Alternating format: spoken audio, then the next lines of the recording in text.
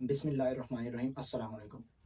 आज की जो हमारी वीडियो का जो मौजू है वो शिर्क के ऊपर है कि हम अपनी रोज़मर्रा की लाइफ के अंदर ऐसे ऐसे कुछ हरकत करते हैं, ऐसे ऐसे कुछ अमल करते हैं जो शिर्क से जाके बिलोंग करता है।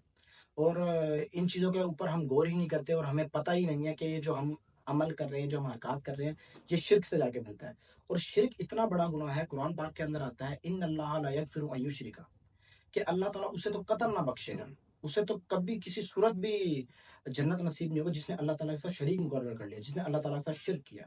तो इसी मौजू को आगे बढ़ाने के लिए आज मेरे साथ मेरे एक बहुत अच्छे और मोअज़्ज़िज़ दोस्त अहमद भाई मौजूद है। अहमद भाई अस्सलाम वालेकुम।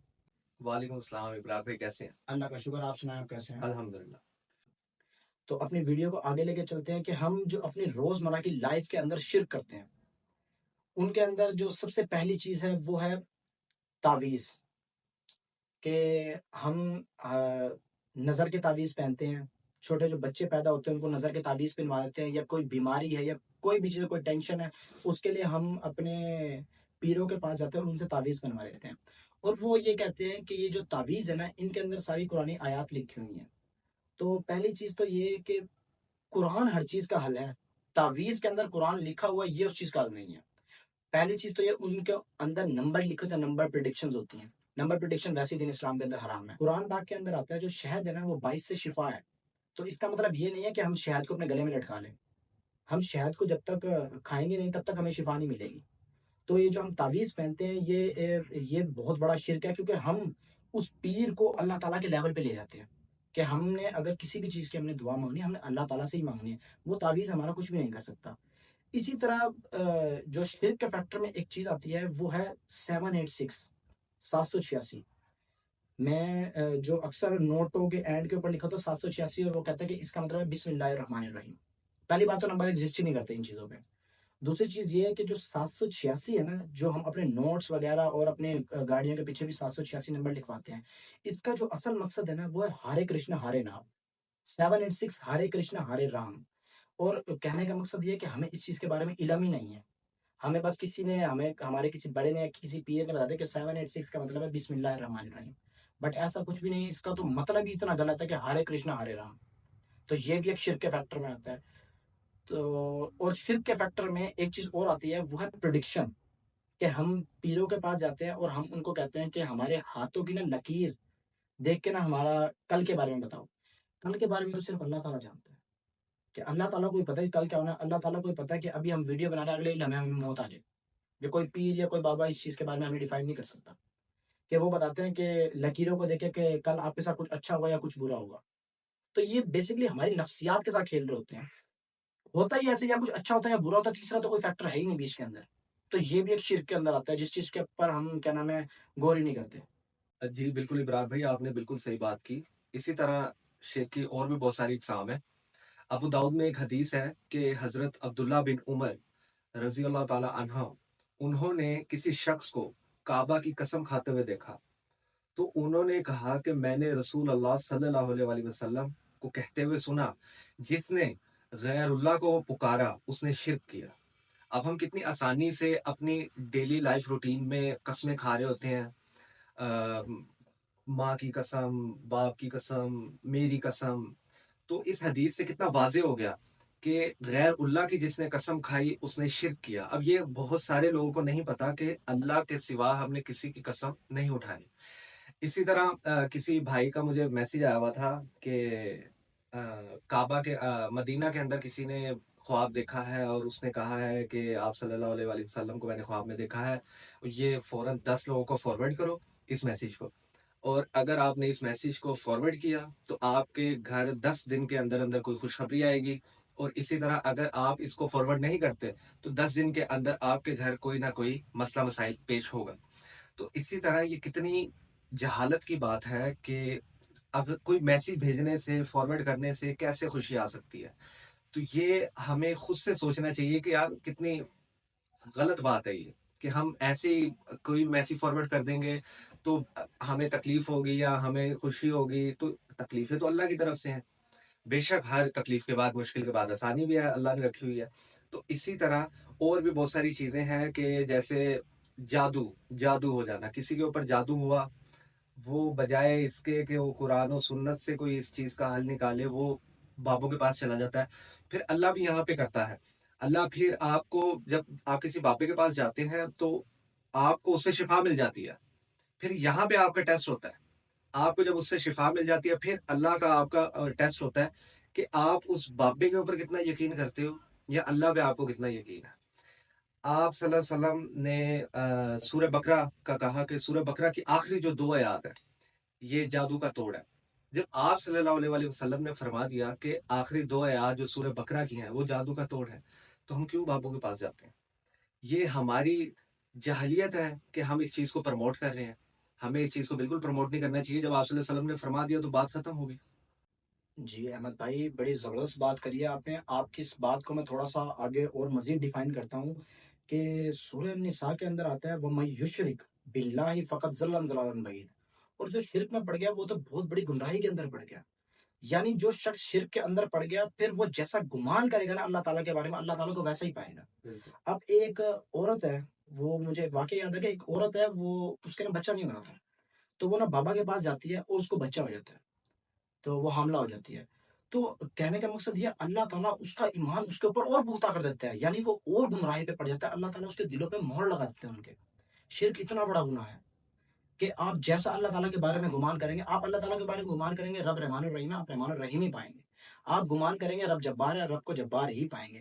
اور اگر آپ گمان کریں گے کہ اس کے وسیلے سے میرا کام ہوگا، پھر اللہ تعالیٰ ان کو اور گمراہی میں ڈال دے گا اور اس کے وسیلے سے اس کا وہ کام نکلوا دے گا، اور اس کا ایمان اس بابے کے، اس پیر کے اوپر اور پختہ کر دیں گے اللہ تعالیٰ۔ اور یہ وہ لوگ ہیں جو قیامت والے دن بخشے نہیں جائیں گے۔ اور ایک جو شرک کا جو فیکٹر ہے نا، یہ میں بڑی سوچ سمجھ کے کہہ رہا ہوں کہ ہم اپنی نمازوں کے اندر شرک کرتے ہیں۔ ہم اپنی نمازوں کے اندر کیسے شرک کرتے ہیں کہ ہم دکھاوے کی نماز پڑھتے ہیں۔ ہم نماز پڑھنے گئے، ہم اس لیے نماز پڑھتے ہیں کہ ہمارے خاندان والے، ہمارے معاشرے والے اور ہمارے محلے والے، ہمسائے والے یہ لوگ دیکھیں کہ یہ لڑکا دین کے اوپر ہے۔ ہم اس کو دکھانے کے لیے نماز پڑھتے ہیں، ہم اس لیے نماز نہیں پڑھتے کہ نماز تو بیسیکلی ہے ہی یہ کہ اللہ تعالیٰ کی یاد دلانے کے لیے۔ ہم جس ٹائم نماز میں سجدہ کرتے ہیں، ہم اللہ تعالیٰ کو پیروں میں گر کے سجدہ کرتے ہیں۔ تو ہوتا کیا ہے، ہم نماز پڑھ رہے ہوتے ہیں اور ہمیں پتہ چل جاتا ہے کہ کوئی شخص ہمیں دیکھ رہا ہے، کہ کوئی شخص ہمیں دیکھ رہا ہوتا ہے، اور ہم اس کو دکھانے کے لیے اپنے سجدے لمبے کر دیتے ہیں کہ اس شخص کو لگے کہ میری نماز دیکھو کتنی وسیع ہے اور کتنے میں پرسکون طریقے سے نماز پڑھ رہا ہوں۔ وہ نماز اللہ تعالیٰ کے لیے تو نہیں ہے، وہ تو اس شخص کے لیے ہم نے سجدہ کرا ہے۔ جو 2 3 یا 4 5 سیکنڈ کا جو ہم نے سجدہ لمبا کرا ہے، وہ تو اس شخص کے لیے سجدہ ہوا ہے۔ تو یہ بھی شرک کے فیکٹر میں آتا ہے کہ عبادت خالصاً اللہ تعالیٰ کی ذات کے لیے، اور جو مانگنا ہے وہ اللہ تعالیٰ کی ذات سے ہی مانگنا ہے۔ یہ تو سورۃ فاتحہ کے اندر آتا ہے کہ ایاک نعبد و ایاک نستعین، اے اللہ ہم تیری عبادت کرتے ہیں اور تجھ سے ہی مدد مانگتے ہیں۔ تو بات ختم ہو گئی کہ ہم نے اگر مانگنا ہے تو صرف اللہ تعالیٰ سے ہی مانگنا ہے۔ تو اس پہ اگر یہ بات نا شرک کا فیکٹر لوگوں کو سمجھانے بیٹھے نا، تو پھر وہ یہ بات کرتے ہیں کہ جب سب کچھ اللہ تعالیٰ سے ہی مانگنا ہے تو پھر اپنی والدہ سے روٹی کیوں مانگتے ہو؟ اللہ تعالیٰ سے روٹی مانگو۔ اپنے والد کو اس کام میں کیوں کہتے ہو کہ فار ایگزامپل اپنے والد صاحب کو کہتے ہو کہ ہمارا یہ کام کروا دو؟ آپ اللہ تعالیٰ سے کہو۔ تو شرک کے اندر 2 فیکٹر ہیں، ایک ہوتا ہے تحت الاسباب اور ہوتا ہے فوکل اسباب۔ فوکل اسباب ہوتے ہیں جو سبب سے اوپر ہوتے ہیں۔ سبب سے اوپر یہ کہ ایک بزرگ ہے، اللہ والے تھے، وہ کیا نام ہے زندہ ہے، تو ہم ان سے دعا کروا سکتے ہیں۔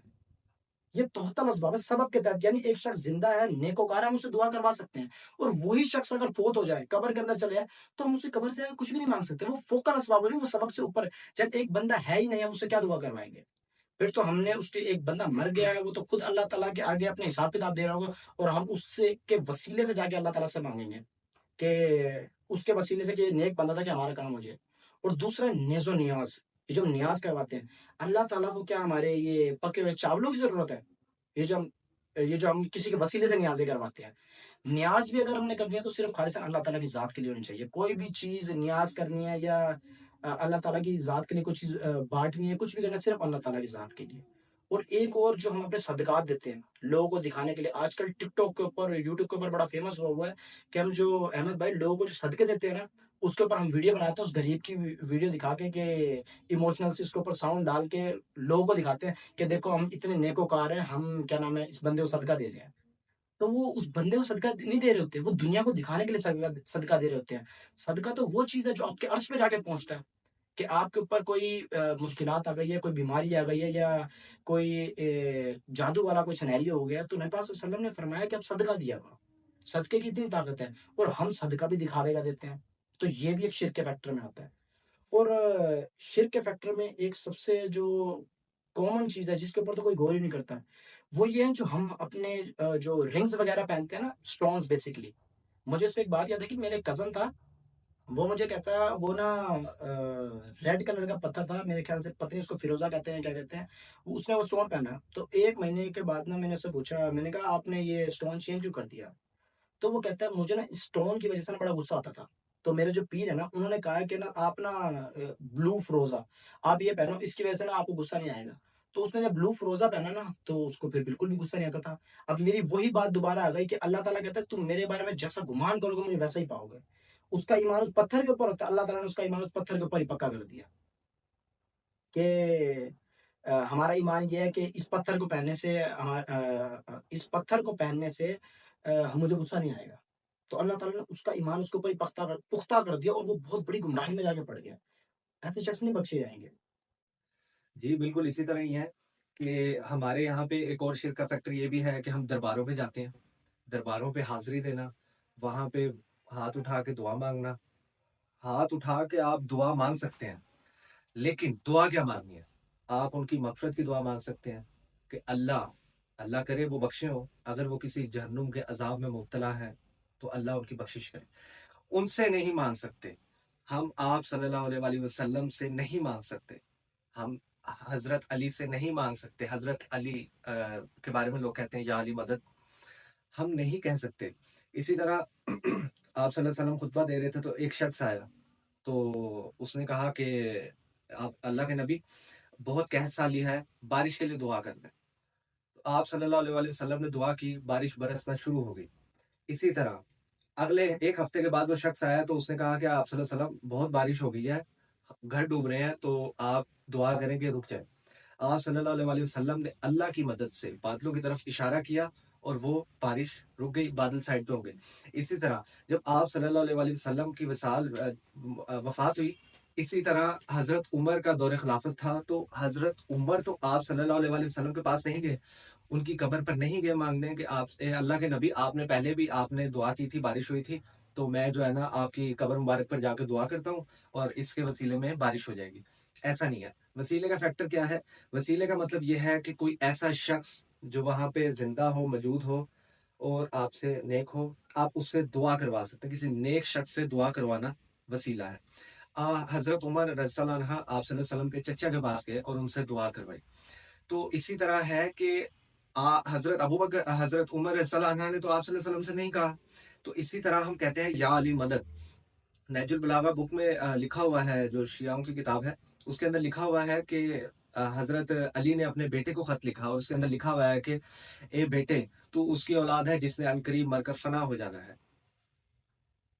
ان الفاظوں کا ہمیں مطلب نہیں پتا کہ جب انہوں نے خود کہا کہ بیٹے تو اس کی اولاد ہے جس نے عنقریب مر کر فنا ہو جانا ہے، اور ہمیشہ کی ذات جو رہنے والی ہے وہ ہے اللہ کی ذات، اور اللہ کی ذات وہ ذات ہے جس نے اپنے بیچ میں کوئی درگان بھی مقرر نہیں کیا ہوا کہ نہ ہی تو کسی کی اجازت لے کر بیچ میں جائے، ہاتھ اٹھا اور دعا کر.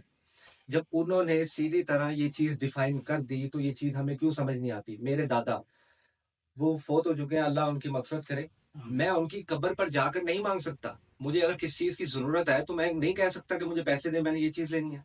میں انہیں سے کہوں گا نا جو ظاہری اسباب میرے گھر میں موجود ہیں، جو زندہ ہیں، میں انہیں سے کہہ سکتا ہوں نا کہ یہ میری ضرورت ہے پوری کر دیں.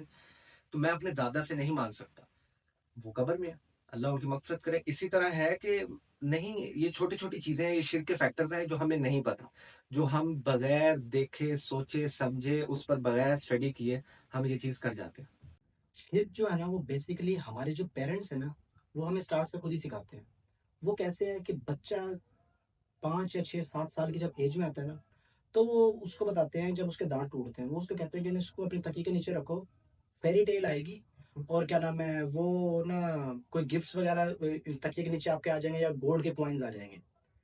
تو کہنے کا مقصد یہ ہے کہ اگر اسی طرح یہ ہوتا، فیری ٹیل آتی دانت نیچے رکھنے، تو میرے حساب سے تو آج پوری دنیا کی بتیسیاں ہی نہ ہوتی. کہ مال سے بڑی کیا چیز ہے؟ انسان کو سب سے زیادہ طلب ہی مال کی ہوتی ہے، دنیاوی مال کی. تو یہ بھی ایک شرک کے فیکٹر میں آتا ہے کہ ہمارے پیرنٹس سٹارٹ سے ہمارا مائنڈ ایسا بلڈ کرتے ہیں کہ ہم خود ہی شرک کی طرف جانا سٹارٹ ہو جاتے ہیں. اب فیری ٹیل کا میں بتا دیا کہ وسیلے سے کہ وہ بھی ایک وسیلہ ہے، کہ وسیلے سے وہ بھی اللہ تعالیٰ کے ایک وسیلے سے فیری ٹیل آئی ہے، اور کیا نام ہے اس نے آگے یہ چیز کر دیا۔ جب ہم بڑے ہوتے ہیں ہمارا مائنڈ سیٹ ایسا بلڈ ہو جاتا ہے، پھر ہم درباروں پہ جاتے ہیں، پھر ہم ان کے وسیلوں سے مانگتے ہیں، پھر ہم قبروں پہ جاتے ہیں، ہم ان کے وسیلوں سے مانگتے ہیں کہ یہ نیکوکار بندے تھے، ان کے وسیلے سے ہمیں کچھ نہ کچھ ملے گا۔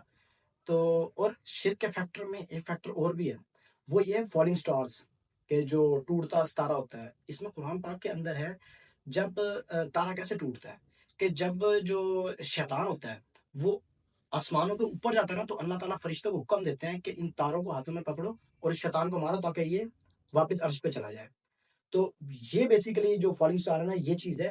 ہم نے فالنگ سٹار کو کیا بنایا، ہم نے جیپنیز اور کورین جو ان کی رسم و رواج ہے، ہم نے اس کو نا اپنے اندر ایبزارب کیا ہوا۔ وہ یہ ہے کہ جیسے ہی کوئی تارا ٹوٹتا ہے ہم نہ منت مانگنا اسٹارٹ کر دیتے ہیں ہاتھ جوڑ کے۔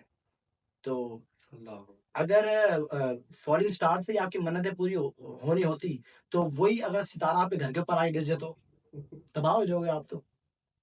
تو جو میرے علم میں ہے کہ جو موسموں کے حساب سے جو دعائیں مانگی جا سکتی ہے نا، تارے، سورج، سیارے، اس میں کچھ بھی نہیں۔ ایک ہے جو نبی پاک صلی اللہ علیہ وسلم نے فرمایا کہ جس ٹائم بارش ہوتی ہے، کیونکہ بارش رحمت ہے اللہ تعالیٰ کی طرف سے، جب رحمت ہوتی ہے نا تب بارش ہوتی ہے، بارش کے ٹائم پہ آپ دعا مانگ سکتے ہیں۔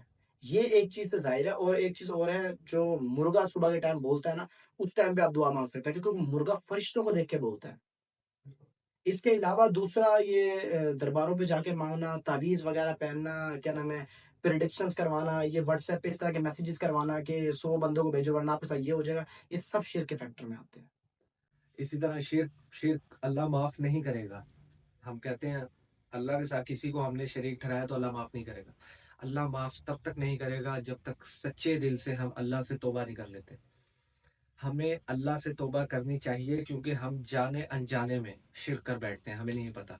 اللہ کے ساتھ کسی کو شریک ٹھہرانا، اس کے بعد جو سب سے بڑا شرک ہے وہ ہے نماز چھوڑنا۔ نماز چھوڑنا کیسے شرک ہے؟ اسی طرح اللہ ہمیں 5 ٹائم نماز کے لیے بلاتا ہے، ہم نہیں جاتے، ہمارا دل نہیں کر رہا نماز پڑھنے کا، یہ شرک ہے۔ مطلب اللہ ہمیں بلا رہا ہے، ہم نے اس چیز کو ڈکلائن کر دیا اور ہم جو ہے اپنی مستی میں بیٹھے ہوئے ہیں، تو یہ ہم نے شرک کیا، اللہ کا کہا نہ مانا، ہم نے شرک کیا۔ اسی طرح ہے کہ جو شرک ہے وہ مشرک تو کبھی جنت میں نہیں جائے گا، اور اس کی اتنی بڑی سزا ہے، اتنی بڑی سزا ہے۔ ہاں، اللہ کہتا ہے گناہ آسمان تک لگا دو، میں معاف کر دوں گا، سچے دل سے توبہ کرو گے، توبہ کرو، پھر غلطی ہوتی ہے پھر توبہ کرو، اللہ تو رحمان الرحیم ہے۔ ہاں، معافی کرنے کے بعد اگر وہ پکڑنے پہ آیا تو کسی بھی چھوٹی غلطی پر وہ پکڑ سکتا ہے۔ ہمیں بس اسی طرح استغفار کرتے رہنا چاہیے، اپنی غلطیوں کی معافی مانگتے رہنا چاہیے، کیونکہ ہم بہت سے گناہ جانے انجانے میں کر لیتے ہیں اور ہمیں نہیں پتا کہ کس چیز میں فال کر رہا ہے، شرک میں فال کر رہا ہے، کسی اور چیز میں کبیرہ گناہوں میں فال کر رہا ہے۔ تو ہمیں اس چیز کو دیکھتے رہنا چاہیے اور اس پر جو غور و فکر کر کے ہمیں استغفار کرتے رہنا چاہیے۔ جب نماز کا ٹائم ہوتا ہے نا، تو اس ٹائم پہ نا ہمارا نفس ہمارے اوپر غالب آ جاتا ہے اور ہم نماز پڑھنے نہیں جاتے، کہ ہم نے اپنے اللہ تعالیٰ کے حکم کو پامال کر دیا، کہ اللہ تعالیٰ نماز کے لیے بلا رہے ہیں 5 وقت کی، ہم نے اپنے اللہ تعالیٰ کے حکم کو پامال کر لیا اور ہم نے اپنے نفس کو الہ بنا لیا، ہم نے اپنے نفس کی بات مان لی ہے۔ تو یہ شرک ہے کہ ہم اپنے نفس کو اللہ تعالیٰ کے مقابلے میں لا کے کھڑا کر دیتے ہیں کہ نماز دیکھی جائے گی، بعد میں پڑھ لیں گے، تو پہلے جو یہ میں کام کر رہا ہوں، جس میٹنگ کے اندر یا کوئی مووی دیکھ رہے ہیں، کچھ بھی کر رہا ہوں، پہلے یہ کام کر لیتے ہیں۔ تو یہ شرک کے فیکٹر کے اندر آتا ہے۔ اور اللہ تعالیٰ قرآن پاک کے اندر کیا کہتے ہیں کہ اللہ تعالیٰ اسے تو قتل نہ بخشیں گے جس نے اس کے ساتھ شریک کیا، اور اس کے آگے کیا کہتے ہیں، بِهِ لَا يَغْفِرُ مَا دُونَ ذَلِكَ لِمَن يَشَاءُ۔ اور شرک کے علاوہ جو گناہ ہے وہ بھی اللہ تعالیٰ جسے چاہے گا بخش دے گا۔ اب اس کے اندر یہ ہے کہ شرک کے علاوہ جو گناہ ہے، شرک کے علاوہ جو شرک سے نیچے گناہ ہے، شراب پینا، زنا کرنا، یا اس ٹائپ کے ڈفرینٹ ٹائپس آف جو ہم گناہ کرتے ہیں، وہ اس میں بھی اللہ تعالیٰ یہ کہتے ہیں کہ شرک کے علاوہ جو چھوٹے گناہ ہیں نا، وہ بھی جسے چاہے گا بخشے گا، ہر کسی کو اللہ تعالیٰ نہیں بخشے گا۔ اللہ تعالیٰ کا دل کرے گا، رب رحمان الرحیم ہے، بخشے گا تو سب کو بخش دے گا، لیکن شرک ایک ایسا گناہ ہے یہ اللہ تعالیٰ کبھی نہیں بخشے گا۔ نبی پاک صلی اللہ علیہ وسلم اپنے امتیوں کو جب دوزخ کے اندر سے آخری امتیوں کو لے کے آنے لگیں گے نا، تو قرآن پاک آگے آ جائے گا۔ قرآن پاک کن کو جنت میں جانے نہیں دے گا؟ قرآن پاک ان کو جنت میں نہیں جانے دے گا جنہوں نے قرآن پاک کی عزتوں کو پامال کیا، جنہوں نے اللہ تعالیٰ کے ساتھ کسی کو شریک مقرر کیا۔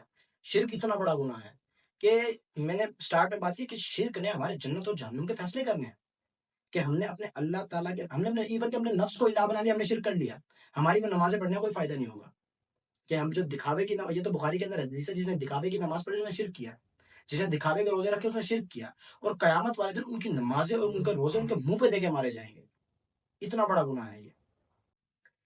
जी, बिल्कुल सही कहा इमरान भाई आपने। इसी तरह है कि चलो मान लेते हैं कि हम किसी से माँग सकते हैं, किसी ऐसे शख्स से जो इस दुनिया में नहीं है या कहीं और है।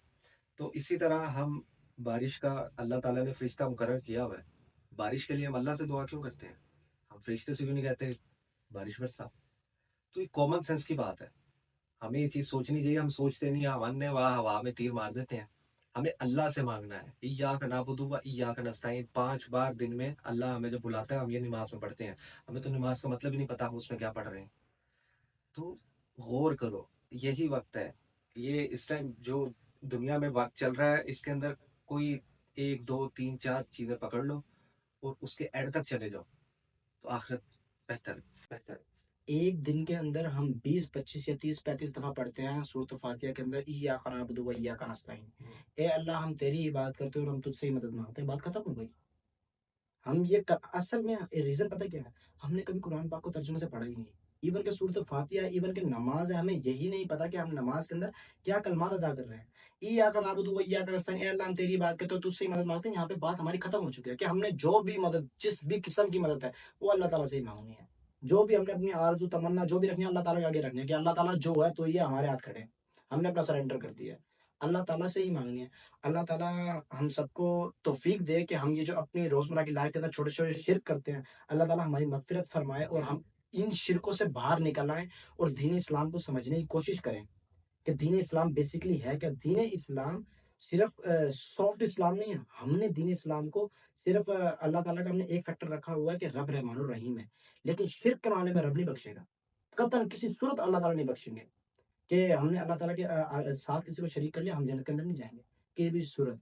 अल्लाह ताला हमें तौफ़ीक दे कि हम कुरान पाक को समझें, अल्लाह ताला हमें तौफ़ीक दे कि हम जो छोटे-छोटे शिर्क करते हैं, हम इन शिर्क वाली फैक्टर से बाहर आ जाएँ, हम इन अपने तावीज़ों वाले फैक्टर से बाहर आ जाएँ, हम अपने इतने बाबों के पास जाते हैं, पीरों के पास जाते हैं, फ़कीरों के पास जाते हैं, इनसे हम बाज़ आ जाएँ और अल्लाह ताला हमें हिदायत दे। जी, बिल्कुल इसी तरह है। हम कह देते हैं कि हम मदद माँग सकते हैं। हज़रत इब्राहीम रोज़े क़यामत जब क़यामत का दिन होगा, हज़रत इब्राहीम के ये हदीस में हज़रत इब्राहीम के वालिद को जब दोज़ख में डाला जाएगा, वो मुशरिक थे। जब दोज़ख में डाला जाएगा तो हज़रत इब्राहीम अल्लाह से कहेंगे, "ए अल्लाह, तूने तो मुझसे वादा किया था कि तू रोज़े क़यामत मुझे रुसवा नहीं करेगा।" तो अल्लाह ताला उस दिन उनके वालिद की शक्ल को तब्दील कर देंगे और फिर अल्लाह कहेंगे, ये मफ़हूम बयान कर रहा हूँ, हदीस के अल्फ़ाज़ हैं कि इब्राहीम अपने पाँव में देखो, तो वो देखेंगे एक जानवर जो खून में लिथड़ा हुआ होगा, उसकी टाँग से पकड़ के उसे जहन्नुम में घसीट दिया जाएगा। तो हज़रत इब्राहीम, उनके वालिद अगर शिर्क करने पर उनको अगर दोज़ख में डाला जा रहा है, तो हम तो कुछ भी नहीं है। सादा-सी बात है, ये चीज़ें हमने पढ़ी नहीं हुई। हमने वही दीन लेके चल रहे हैं जो हमारे माँ-बाप ने हमें दे दिया। हम ना तो एक लफ्ज़ उससे ऊपर सीखना चाह रहे हैं, ना एक लफ्ज़ नीचे। हमने बस वही करना है जो हमारे माँ-बाप ने हमें बता दिया, चाहे वो सही है, चाहे वो गलत है। तो हमें खुद से पढ़ना चाहिए। अल्लाह रोज़े क़यामत पूछेगा कि क्या मेरी किताब तुम्हारे पास नहीं आई थी? तुमने उसे पढ़ा? पढ़ा तो सही, तुमने उससे क्या सीखा? फिर सीखा तो क्या अमल किया उस पर? तो इसी तरह कुरान मजीद को तर्जुमे के साथ पढ़ें और उस पर अमल भी करें। अल्लाह ताला हम सबको हिदायत दे और जो डेली लाइफ में हम छोटी-छोटी गलतियाँ करते हैं, जो शिर्क के फैक्टर में फ़ॉल करती हैं, हमें उसको समझना चाहिए और उस चीज़ को दुरुस्त करना चाहिए और इसी तरह दीन कुरान जो दीन इस्लाम है, उसको सीखना चाहिए और उस पर अमल करना चाहिए। अल्लाह हम सबको तौफ़ीक दे। जज़ाक